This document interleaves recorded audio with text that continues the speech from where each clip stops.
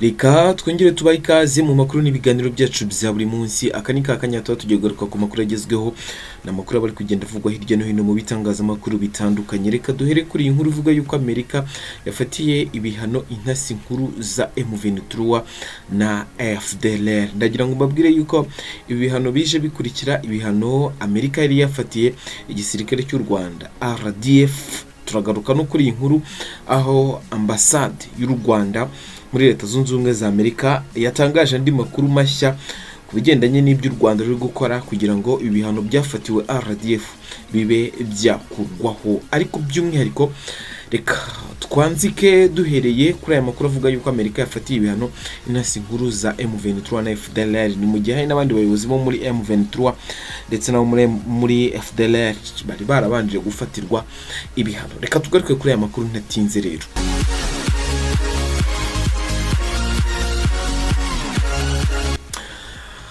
Ni nkuru igira iti Leta Zunze Ubumwe za Amerika zafatiye ibihano Colonel John Imani Nzenze ukuriye ubutasi bwa gisirikare mu mutwe wa AFC M23 na Gustave Kubwayo uzwi nka Colonel Sirikov ushinzwe inshingano nk'izo mu mutwe wa FDLR ndetse akanaba umuyobozi w'ingabo zayo zo mu mutwe udasanzwe. No kuvuga ngo uyu mugabo wo muri FDLR nawe ashinzwe ubutasi cyangwa afite ubutasi mu nshingano ze arabuyoboye.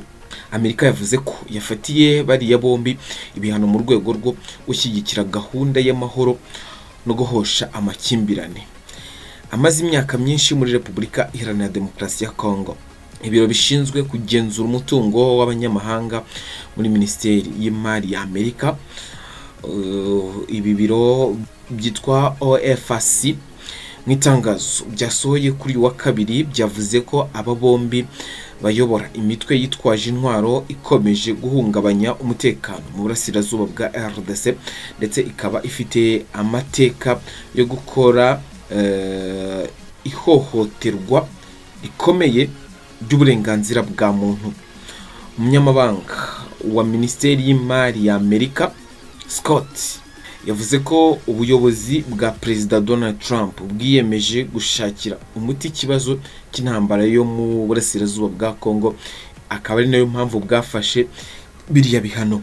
Yagize ati imitwe yitwaje intwaro ikomeje guteza urugomo, iri kurushaho gukaza ikibazo cy'ubutabazi bwihutirwa no kubangamira inyungu za Amerika muri kariya karere cyangwa muri aka karere. Ibi bihano bigamije gushyigikira amahoro no guhagarika kumeneka kw'amaraso. Amerika kandi yongeye gusaba impande zirebwa n'aya makimbirane kubahiriza amasezerano y'amahoro yasinyiwe i Washington ku itariki ya 4 Ukuboza 2025.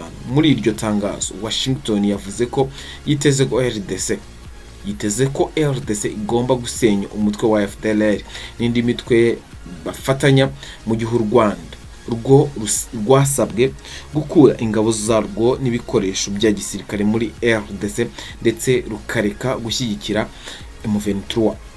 FDLR yashinzwe mu mwaka w'ibihumbi 2000 n'abahoze mu ngabo za leta y'u Rwanda n'imitwe y'abahezanguni yahungiye muri Congo nyuma ya Jenoside yakorewe Abatutsi mu mwaka w'1994. Amerika ivuga ko uyu mutwe wakoze ibikorwa byinshi by'ihohoterwa birimo ubwicanyi, gushora abana mu mirwano, gufata ku ngufu no gushimuta abaturage.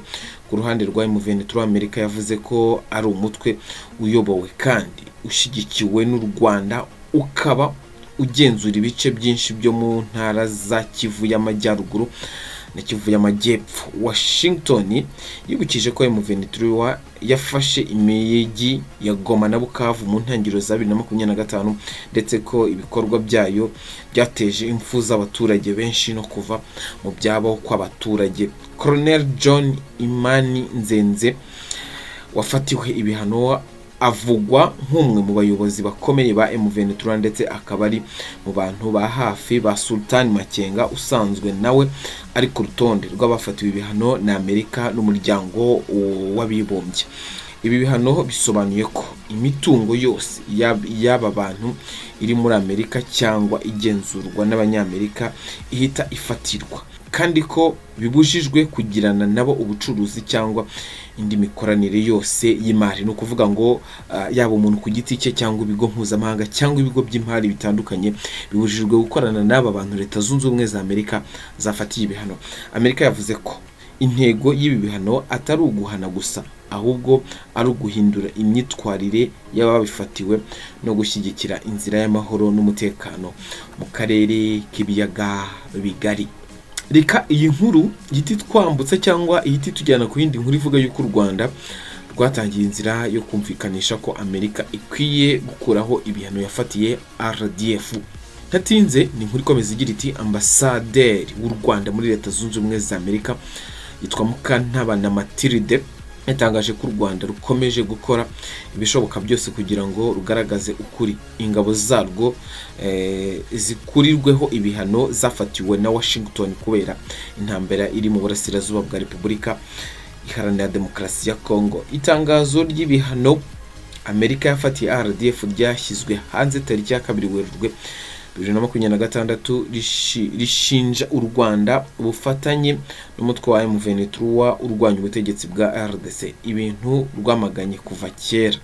Abafatiwe ibihano barimo umugaba mukuru w'ingabo z'u Rwanda General Mubaraka Muganga, umugaba w'ingabo zirwanira ku butaka General Major Vincent Nyakarundi, umuyobozi w'umutwe udasanzwe mu ngabo z'u Rwanda Brigadier General Stanislas Gashugi, n'umuyobozi wa division ya 5 y'ingabo z'u Rwanda General Major Ruki Karusisi, ndetse na RDF nk'urwego. N'ibihano byo mu rwego rw'ubukungu, aho ababifatiwe baba badafite uburenganzira ku mitungo yabo iri muri Leta Zunze Ubumwe za Amerika cyangwa se igenzurwa n'umuntu uri muri Amerika, kuko ihita ifatirwa ikajya mu maboko y'ibiro bya Amerika bishinzwe kugenzura umutungo wo mu mahanga. Ni OFAC cyangwa Office of Foreign Assets Control.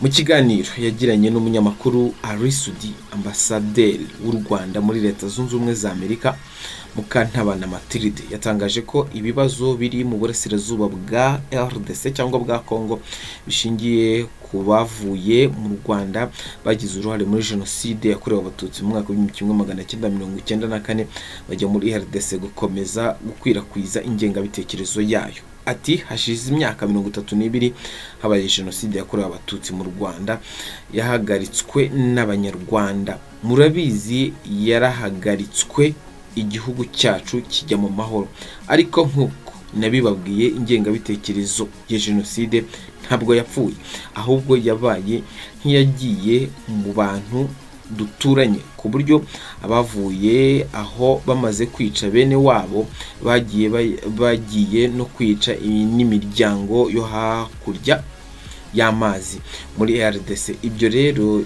nibyo tukirwana nabyo, ariko ntabwo twabiretse gutyo.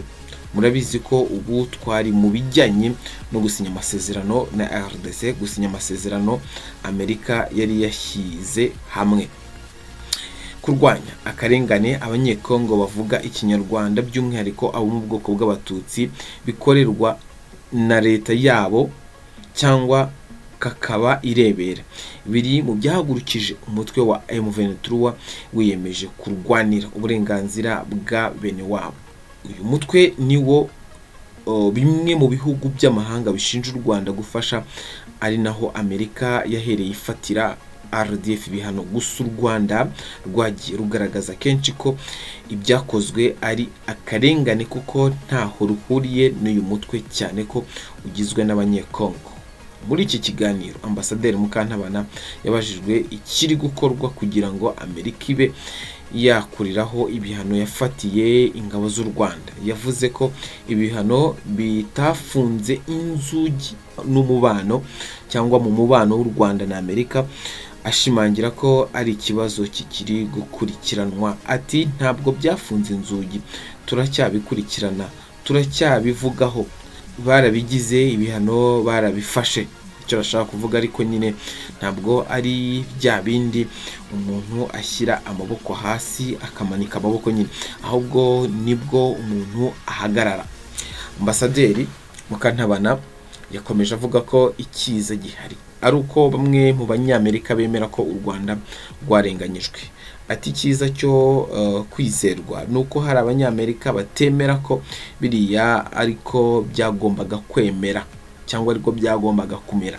Ni gukomeza nyine mukorana n'izo nshuti kugira ngo nibyo bizaveho, cyane cyane n'amahoro hariya azahaze, kuko niyo babikuraho ubejo nanone ibindi bizakomeza. Ni ukuvuga ngo turasaba Imana yuko amahoro no muri Kongo yagaruka kugira ngo hatazagira n'ibindi bikomeza kugenda byisukiranya. Yavuze ko igikenewe ari uko ibibazo byo muri RDC birangira burundu, kuko uko bizajya byongera kubyuka abayobozi b'iki gihugu bazajya batunga urutoki u Rwanda. Ati kubera ko kiriya gihugu gifite ibibazo byinshi cyane, ariko bagize Imana babona igihugu iteka bazajya batunga urutoki kugira ngo bikureho ibyo byago byose biri ku isi. N'izindi nshingano twafashe kandi zitari izacu. Ahangaha ambasaderi ni ukomeza avuga ko ari izindi nshingano twafashe zitari izacu, ariko twebwe tuzakomeza turwane, ntabwo tuzashyira amaboko hasi kandi tuzatsinda. Kuva muri Kamena 2025 hasinywe amasezerano y'amahoro hagati y'u Rwanda na RDC muri Amerika, na nyuma y'itariki enye yo kuwa kane Ukuboza nyine 2025 RDC yakomeje kurenga kubyo impande zombi zari zaremeranyijweho. U Rwanda rwo rwavuze kenshi ko rwiteguye kuyubahiriza ndetse rugakuraho ingamba z'ubwirinzi rwashyizeho mu gihe RDC izaba yaranduye burundu umutwe wa FDLR. Ngayo nguko ngibyo ibyatangajwe na ambasaderi w'u Rwanda muri Leta Zunze Ubumwe za Amerika, agaruka by'umwihariko ku kiri gukorwa kugira ngo ibihano byafatiwe igisirikare cy'u Rwanda RDF bibe byakurwaho. Ngayo nguko twatangiye tubabwira yuko abasirikare bashinzwe ubutasi ku ruhande rwa M23 ndetse na FDLR aba nabo bafatiwe ibihano. Ibi biraza kuza kurangira biti? Ngayo nguko reka dukomeze tubakusanyirize iby'amakuru abagezweho hirya no hino ku isi. Gusa mwibika gukora subscribe kugira ngo tujye tubana. Ngayo nguko.